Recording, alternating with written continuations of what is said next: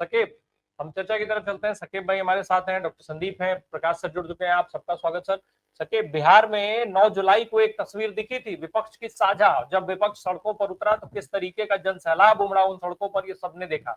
और आज देश के चुने हुए सांसद, 300 से ज्यादा सांसद जो है सड़क पर हैं। सत्ता के हाथ पांव फूले हुए हैं। राहुल गांधी की गिरफ्तारी, क्या इसको भाजपा और सत्ता के पतन की शुरुआत माना जाए?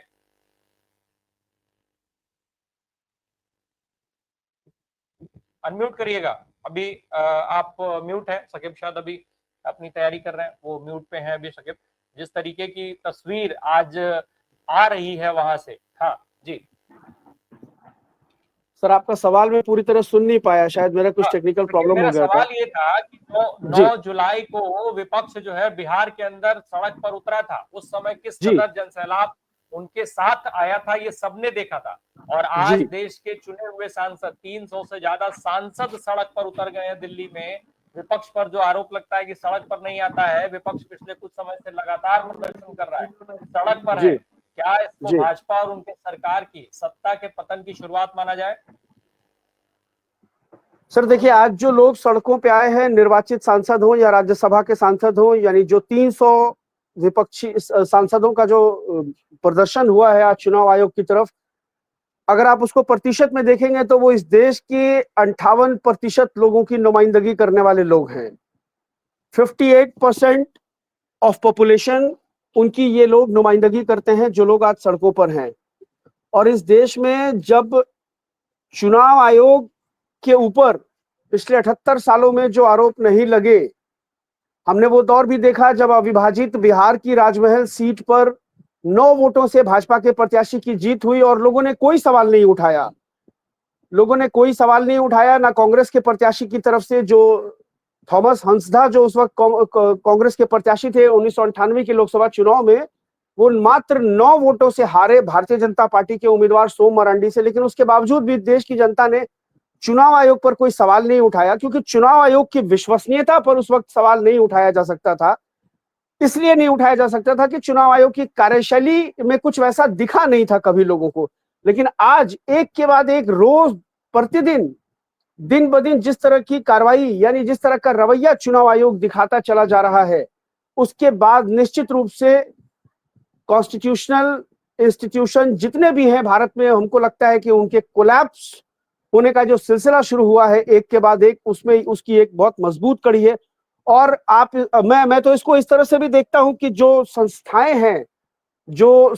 हैं वो खुद को नरेंद्र मोदी के चरणों में किस लेवल तक जाकर नतमस्तक कर सकती हैं, इसकी होड़, इसकी भी प्रतिस्पर्धा चल रही है। आपको याद होगा कि जब सुप्रीम कोर्ट ने इलेक्टोरल बॉन्ड को लेकर के आरबीआई से वो पूरा डेटा मांगा था, तो आरबीआई ने किस तरह से आनाकानी की थी, लेकिन उसके बावजूद उसको डेटा देना पड़ा था। आज चुनाव आयोग सुप्रीम कोर्ट के आदेश के बावजूद उन 65 लाख लोगों का नाम बताने को तैयार नहीं है, और वो स्पष्ट कह रहा है, और गोदी मीडिया हेडलाइन चला रहा है, हेडलाइन मैनेजमेंट कर रहा है कि चुनाव आयोग की सुप्रीम कोर्ट को 2 टूक। मतलब चुनाव आयोग संवैधानिक संस्था होने की आड़ में दादागिरी पर उतर आया है। और अगर आप इसको तानाशाही नहीं कहेंगे तो तानाशाही फिर और होती क्या है, आप बताइए। पीडीएफ फाइल जो अपलोड की गई थी बिहार एसआईआर के बाद, जो ड्राफ्ट सूची की पीडीएफ फाइल अपलोड की गई थी, वो पीडीएफ फाइल हटा दी गई है वेबसाइट से और स्कैन कॉपी डाली जा रही है। वो क्यों डाली जा रही है? राहुल गांधी बार बार पीडीएफ मतलब जो मशीन रीडेबल फॉर्मेट जो डिमांड कर रहे हैं चुनाव आयोग से, वो दरअसल उससे बचने के लिए इस पीडीएफ फॉर्मेट को हटाया गया, क्योंकि आप पीडीएफ फॉर्मेट डाउनलोड करके उसको मशीन से रीड कर सकते हैं।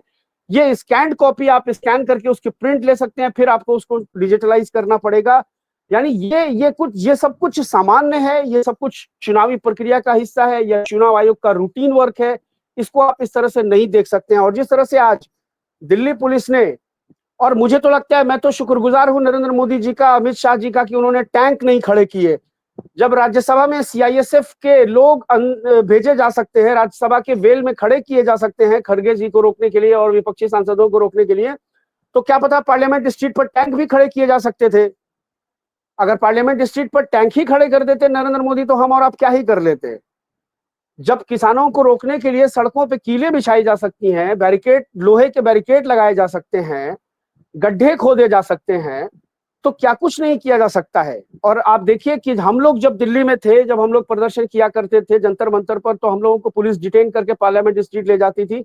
तो हम लोगों को लगता था चलो हम लोग छोटे मोटे सामाजिक राजनीतिक कार्यकर्ता हैं इतना सा, लेकिन आज विपक्षी सांसदों को जिस तरह से डिटेन करके डीटीसी की बसों में भर भर करके ले जाया गया, और कहाँ ले जाया गया अभी तक ये भी खुलासा नहीं हुआ है कि इनको ले कहाँ गए हैं। वो बसों में चढ़ते हुए तो हम लोगों ने देखे हैं, राहुल गांधी भी बस में बैठे हैं, संजय राउत भी है, प्रमोद तिवारी हैं, प्रियंका गांधी हैं, किशोरी लाल जी हैं, इमरान प्रतापगढ़ी, सब लोग बस में हैं, लेकिन उनको ले जाया कहाँ गया है, इसकी अभी तक हम तो अभी तक अपडेट नहीं है कि इनको कहाँ ले जाया गया। लेकिन ये बहरहाल बहुत गंभीर, बहुत विचित्र स्थिति है कि आप इस तरह से जो है विपक्ष के सांसदों को जो है आपको क्या लगता है कि आप किसान आंदोलन का दमन कर लेंगे, अग्निवीर के आंदोलन का दमन कर लेंगे, लाठीचार्ज भी करवा सकते हैं, करवा दीजिए, पुलिस आपकी है, आर्मी उतार दीजिए, सेना उतार दीजिए, बचा क्या है।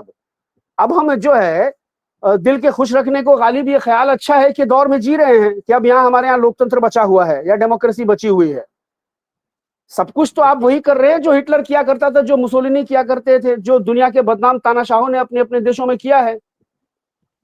लेकिन सरकार क्या कर रही है, सरकार क्या कर रही है, ये सवाल ज्यादा बड़ा नहीं है राम प्रकाश भाई। सवाल सबसे बड़ा ये है कि चुनाव आयोग क्या कर रहा है। वो चुनाव आयोग जिस पर इस लोकतंत्र को में जो ट्रांसपेरेंसी सुनिश्चित करने की, इस समय स्क्रीन पे जो वीडियो दिख रही है दर्शकों को, इसमें मल्लिकार्जुन खड़गे, शरद पवार जी, जैसे वरिष्ठ नेता नेता बैठे हैं, सड़क पर उतरे हुए थे। जो लोग शरद पवार, चूंकि एक उनका उम्र का तकाजा है और जो उनके स्वास्थ्य का वो रहा, उसके बावजूद ये सारे, आज स्थिति इतनी भयावह है कि ये सारे लोग भी अपने स्वास्थ्य कारणों को किनारे रख करके और सड़क पे उतरे हैं, सड़क पर बैठे हुए हैं। ये तस्वीर है, और शायद देश की जनता ऐसी तस्वीरों की मांग लंबे समय से कर रही थी। सकेब, ये एक और चीज हुई है, राहुल गांधी ने जो पर्दाफाश किया है उसके बाद जो विपक्ष के सांसद कम मार्जिन से हारे, उन सब ने लोकल लेवल पे भी रिसर्च शुरू कर दिया है। उन्होंने उस पर बाकायदा वो काम करना शुरू कर दिए हैं अपने अपने स्तर पे सभी लोग। और इसमें मोदी जी की वाराणसी की सीट भी है। अजय राय बार बार ये बात कह रहे हैं कि नहीं, और खैर वो बात अभी नहीं कह रहे, वो तो डे वन से वो भी कह रहे हैं, और पूरी कांग्रेस कह रही थी कि शुरुआती 3 राउंड में मोदी जी का जो हश्र हुआ था उससे ये क्लियर हो गया था कि मोदी जी हार रहे चुनाव, और अगर वहां पर लाइट नहीं गई होती तो शायद परिणाम बदल गए होते। तो ये जो स्थानीय स्तर पर अब विपक्ष के नेताओं ने रिसर्च शुरू किया है, ये क्या इसका दबाव रहेगा, कुछ असर होगा इसका? जी राम प्रकाश भाई, आवाज आ रही है? हाँ जी, फर्स्ट क्लास जी। जो अभी डॉक्टर संदीप कह रहे हैं एक घर में वाराणसी के इसको लेकर के, देखिए वाराणसी में जब चुनाव हो रहे थे उस वक्त भी तमाम सूत्रों से, तमाम जो हम लोगों के अपने जानने वाले रिसोर्स होते हैं उनके द्वारा खबरें आ रही थी कि वाराणसी के तमाम होटल्स जो हैं वो बुक थे, पहले से बुक थे, वोटिंग के दिनों के पहले से बुक कर दिए गए थे, और बहुत बड़ी संख्या में गुजरात से लोग वहां आए थे। और उनका जो एक रोड शो हुआ था मोदी जी का, उसके बारे में ये कहा जाता है कि उसमें 60 से 70% लोग वो लोग थे जो स्थानीय नहीं थे, जो गुजरात से लाए गए थे मोदी जी के रोड शो में। ये तमाम बातें सामने आती। और अभी जैसे डॉक्टर संजय यादव जी कह रहे थे, मैं महाराष्ट्र को डीपली देख रहा हूं, और हरियाणा को तो आपके साथ ही वरिष्ठ पत्रकार हेमंत अत्री साहब हैं, आप लोग आधे घंटे की बातचीत रोजाना करते हैं और मैं वो रोज देखता हूँ। हेमंत अत्री भाई को मैं रोजाना हरियाणा चुनाव के दौरान सुन रहा था, उनका अपना एक असेसमेंट होता है, और वो ये बता रहे थे कि अगर भाजपा की सीटें डबल डिजिट में आ जाएंगी तो ये बहुत बड़ी बात हो जाएगी। और वो ये कह रहे थे कि भाजपा के साथ अलायंस करने का खमियाजा दुष्यंत चौटाला को भुगतना पड़ेगा, जेजेपी को भुगतना पड़ेगा। और वाकई जेजेपी ने भुगता। जेजेपी जो पिछले चुनाव में 10 सीटें जीती थी 2019 के चुनाव में, वो 24 को चुनाव में 0 पे आ गई। लेकिन जो दुष्यंत चौटाला को लोगों ने एक सीट नहीं दी भाजपा के साथ गठबंधन करने पर, उस भाजपा को लोगों ने सरकार में पूर्ण बहुमत में ला दिया। खबरें तो यहां तक आई थी, आप बताइए, जो मौजूदा मुख्यमंत्री थे वो तो मैरिज हॉल और बैंक्वेट हॉल में जाकर के सभाएं कर रहे थे, उनको तो पब्लिक डोमेन में आने से मना किया गया था, खट्टर साहब को। और दूसरी सबसे बड़ी बात यह है राम प्रकाश भाई कि नायब सैनी मुख्यमंत्री, जो मौजूदा मुख्यमंत्री थे, जिनको चुनाव से कुछ दिन पहले बदल के बनाया गया था, उनको गांव वालों ने घेर के बंद कर दिया था, ट्रैक्टर्स लगा दिए थे, गांव के जो निकासी मार्ग है उसमें आर्मी बुला करके उनको निकालना पड़ा था। नायब सिंह सैनी साहब को इतना ज्यादा गुस्सा था लोगों के अंदर में भाजपा को लेकर के, और वो भाजपा पूर्ण बहुमत से सरकार में आ गई। चुनाव का परिणाम आया तो मतलब वो दिन और आज का दिन मैं सोच रहा हूं कि क्या वाकई हम उस दिन सही थे या आज सही है, या हम दोनों दिन सही थे। मतलब उस दिन भी हम सही थे और आज भी हम सही हैं कि चुनाव आयोग वोटों की चोरी नहीं, वोटों की डकैती कर रहा है। और ये बात शपथ पत्र, क्या पूरे देश के लोगों को यह बोलना चाहिए, राहुल गांधी से चुनाव आयोग शपथ पत्र मांग रहा है, पूरे देश के करोड़ों लोगों को यह बोलना चाहिए कि हम सब अपनी अपनी तरफ से चुनाव आयोग में शपथ पत्र देने को तैयार हैं कि ज्ञानेश गुप्ता का आयोग जो है वो चुनाव की डकैती कर रहा है, जनादेश का अपहरण कर रहा है और अवैध तरीके से अपने मालिकों की सरकार बनवा करके सत्ता का सुख भोग रहा है। उसकी बेटी, दामाद, जितने लोग उसके परिवार में ब्यूरोक्रेसी में हैं, वो तमाम लोग उसी का फल भोग रहे हैं कि जो है कोई कहीं डेपुटेशन पे चला जा, मतलब किसी को गृह जिला का डीएम बना दिया जाता है, कोई कहीं का अधिकारी बन जाता है। ये तमाम चीजें हैं। भाई ज्ञानेश गुप्ता जी, आप आज हैं, कल नहीं होंगे, लेकिन चुनाव आयोग 77 सालों से है और आने वाले 700 सालों में भी जब तक भारत का अस्तित्व रहेगा, इस देश में प्रलय नहीं आएगा, दुनिया खत्म नहीं होगी, भारत जब तक रहेगा चुनाव आयोग रहेगा। लेकिन आपकी जो गरिमा है, आपका जो व्यक्तिगत व्यवहार है, व्यक्तिगत जो आपका आचरण है, वो इस देश के लोकतंत्र पर ऐसा कलंक देकर के जाएगा कि उसको धोने में शायद कई दशक लग जाएंगे। चुनाव आयोग के प्रति जनता का वो विश्वास जो 80-90 के दशक में हुआ करता था कि लोग 2 वोट से भी जीत जाते थे तो लोग उस रिजल्ट को मान लिया करते थे, वो विश्वास लौटने में फिर शायद 50 साल और लग जाएंगे। तब हम चारों पांचों में से कोई शायद इस दुनिया में नहीं होगा, हमारी आने वाली पीढ़ियां होंगी।